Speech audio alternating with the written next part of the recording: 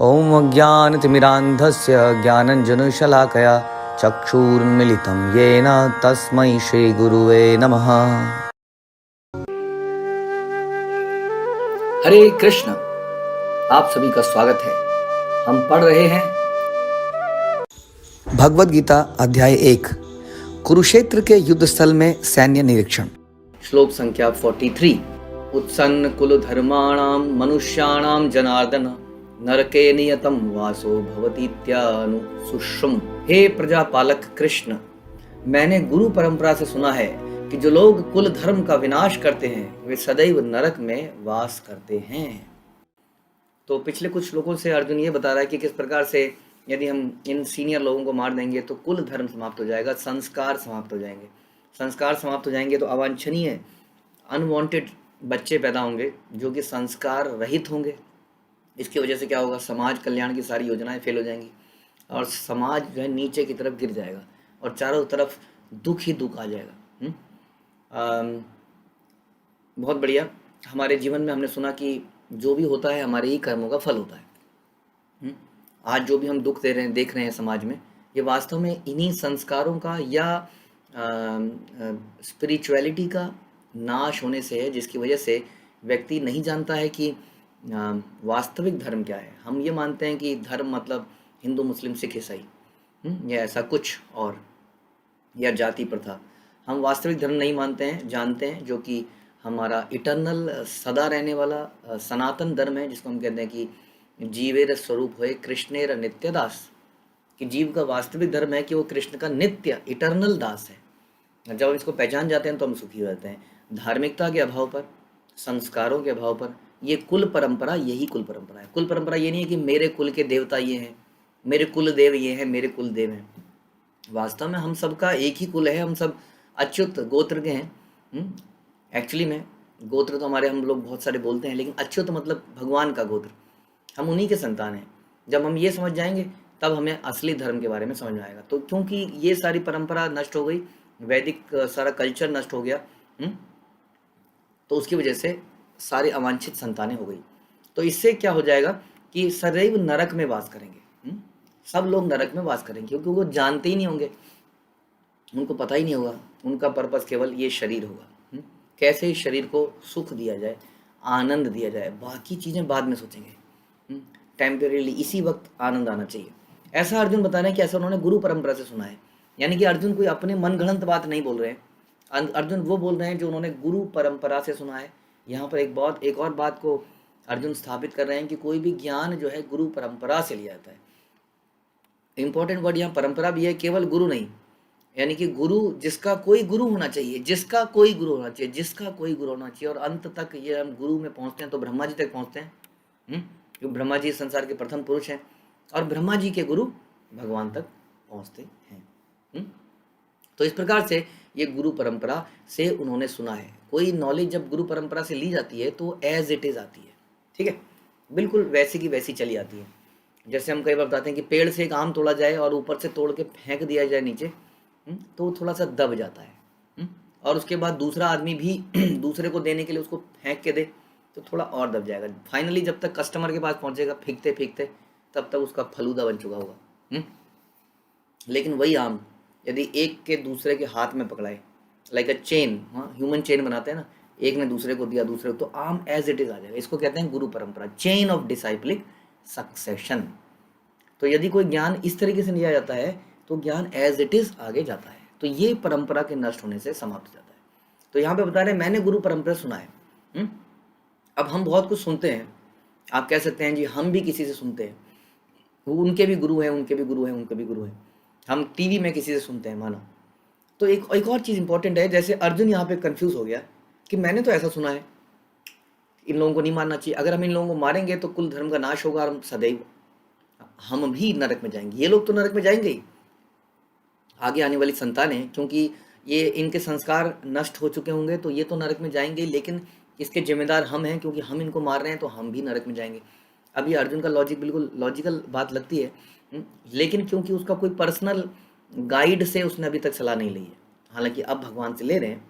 तो कहने का मतलब है यदि हम कुछ सुनते भी हैं कहीं से जो कि जेन्युइन जगह है, यहाँ से सुना जा सकता है, मान लेते हैं, फिर भी हमारे जीवन में कोई ऐसा गाइड जरूर चाहिए जो उसका फिर भी हमें मतलब बताए कि मेरे जीवन में इसका क्या मतलब है। नहीं तो हम उसको गलत मतलब निकालेंगे। अर्जुन को अगर खुला छोड़ दिया जाता इस गुरु परंपरा से सुनी हुई बात को, हाँ, तो अर्जुन आज युद्ध करने से मना कर देता और कितना बड़ा अनर्थ हो जाता। इसलिए हमारे जीवन में कोई ना कोई ऐसा व्यक्ति चाहिए जो हमें रोके और टोके और बोले नहीं नहीं नहीं आपने गलत समझा। हम जनरली चाहते नहीं है कि हमें कोई टोके, हम कुछ करने जाएं तो हमें कोई रोके ना, हम अपने मन की बात को कर पाए। यदि ऐसा होता तो अर्जुन इतना बड़ा इतिहास ना रचा होता। आज अर्जुन के ऊपर बहुत बड़ा कलंक लग चुका होता। इसलिए इवन इफ हम किसी से सुन रहे हैं जो कि सही जगह है, पहली बात तो सही जगह वो है जहाँ गुरु परंपरा है, गुरु शिष्य गुरु शिष्य गुरु शिष्य ऐसी परंपरा ब्रह्मा जी तक जाती हो।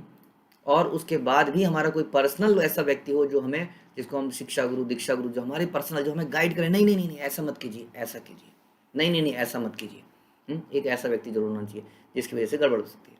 तो आगे की बात बता रहे हैं कि कुल धर्म का नाश हो जाता है और सदैव नरक में वास करते हैं। कई बार हम सोचते हैं कि नरक स्वर्ग तो केवल डराने के लिए बोला जाता है, वास्तविकता में कोई नरक स्वर्ग नहीं है।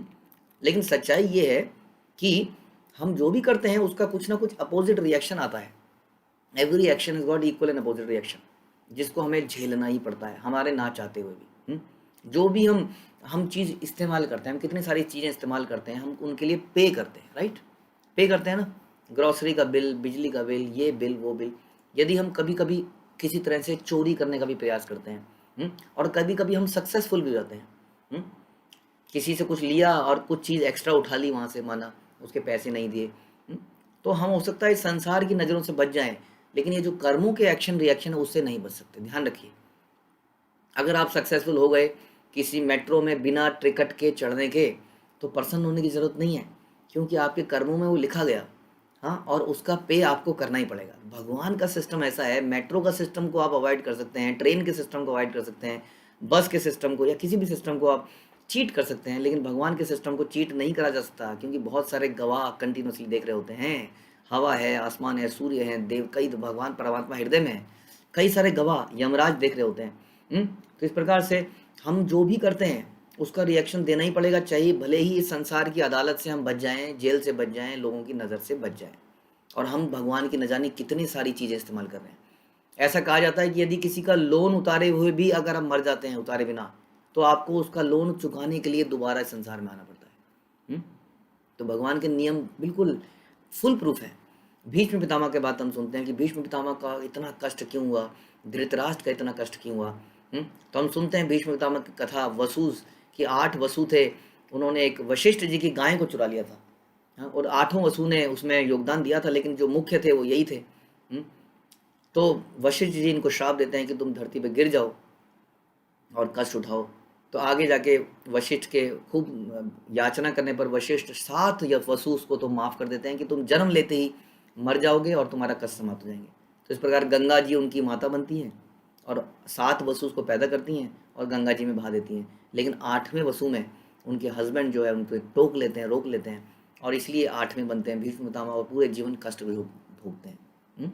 उसी तरह धृतराष्ट्र ने जब पूछा कि मेरे 100 के 100 पुत्र मारे गए, ऐसा मैंने क्या किया इस जीवन में, इतना बड़ा तो पाप नहीं किया था, तब उनको बताया जाता है कि तुमने X नंबर ऑफ ईयर्स पहले एक चिड़िया के सारे अंडे फोड़ डाले थे, 100 अंडे फोड़ डाले थे। इस तरह से भगवान गीता में कहते हैं कि गहनो कर्मणा गति, कि जो action reaction, intricacies of action and reaction are very difficult to understand.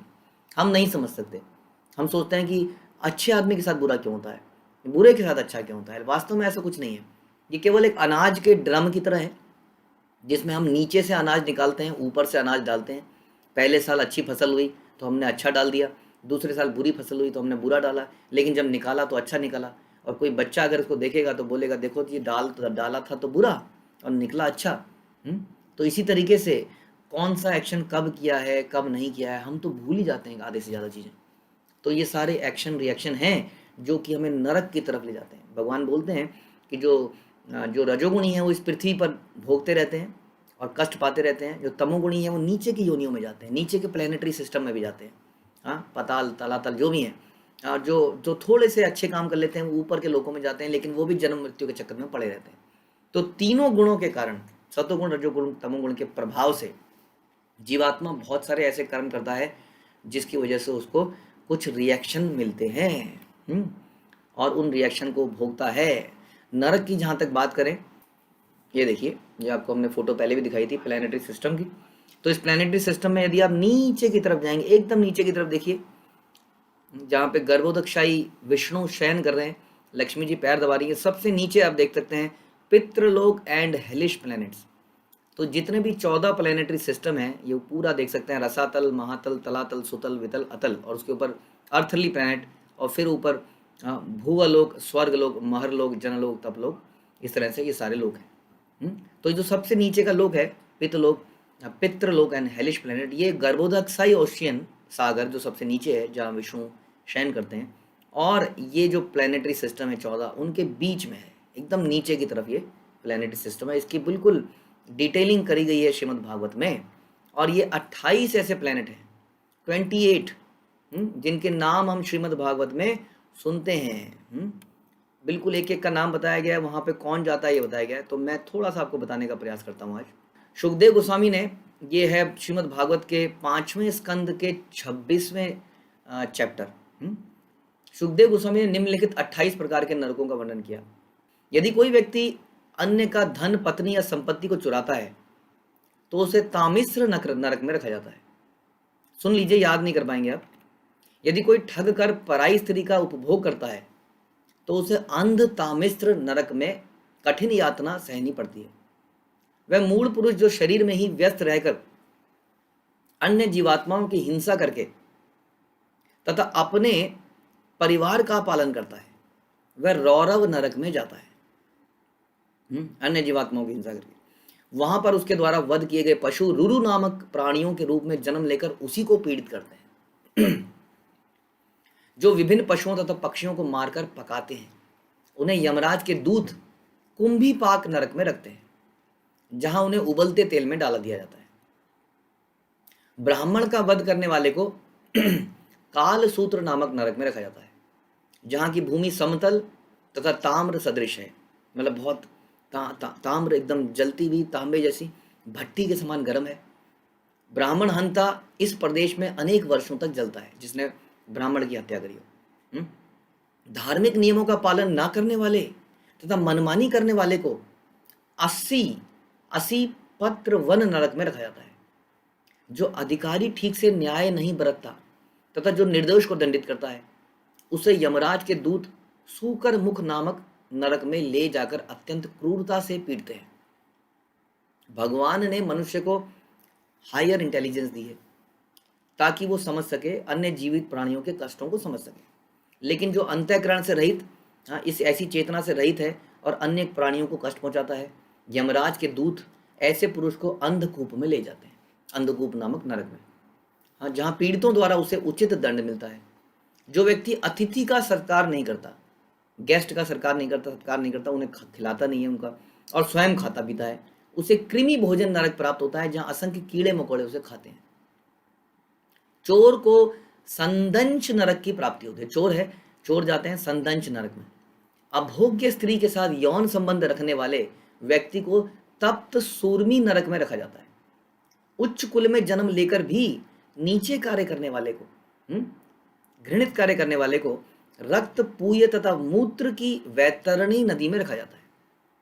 पशु की भांति रहने वाले व्यक्ति को पुयोद नरक एवं वन के पशुओं का क्रूरतापूर्वक वध करने वाले को प्राण रोध नरक में रखा जाता है। जो व्यक्ति धर्म के नाम पर पशु हत्या करता है, उसे विषसन नरक, और जो अपनी पत्नी को अपना वीर्य पीने के लिए बाध्य करता है, उसे लाला भक्ष नरक में रखा जाता है।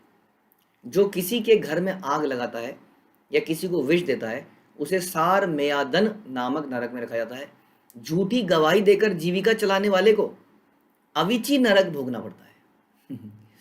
सुरापान करने वाले को आया पान नरक में, तथा जो बड़ों के प्रति आदर भाव नहीं प्रकट करता, उसे क्षार करदम नरक में रखा जाता है।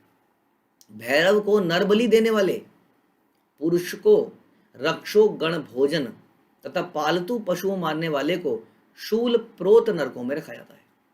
अन्यों को सताने वाले व्यक्ति को दंड शूक तथा जीवित प्राणी को गुफा के भीतर बंद रखने वाले व्यक्ति को अवट निरोधन नामक नरक में रखा जाता है। जो व्यक्ति अपने घर में अतिथि पर अनावश्यक क्रोध करता है, उसे पर्यावर्तन नरक में, तथा धन से मदांध और धन संचय का चिंतन करने वाले व्यक्ति को सूची मुख नरक में रखा जाता है। धन का संचय करने वाले को और धन मदांध, धन में अंधे हुए व्यक्ति को सूची मुख नरक में रखा जाता है।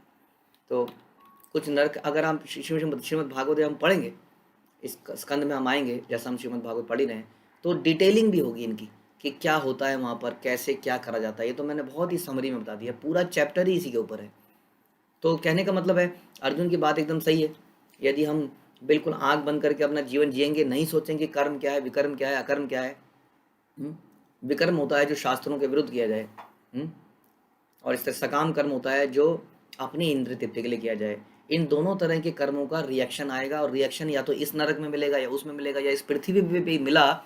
ये पृथ्वी कौन सी नरक से कम है, आप तो देख ही रहे हैं। जब इस पृथ्वी का ये हाल है तो नरकों का क्या हाल होगा। इसलिए हमें अपने कार्यों को बड़ा सोच समझ के करना चाहिए, शास्त्रों को पढ़ना चाहिए, समझना चाहिए, अपने जीवन को शुद्ध बनाना चाहिए। यही हमारा पर्पस है। श्रीमद् भगवद गीता की जय। श्रील प्रभुपाद की जय।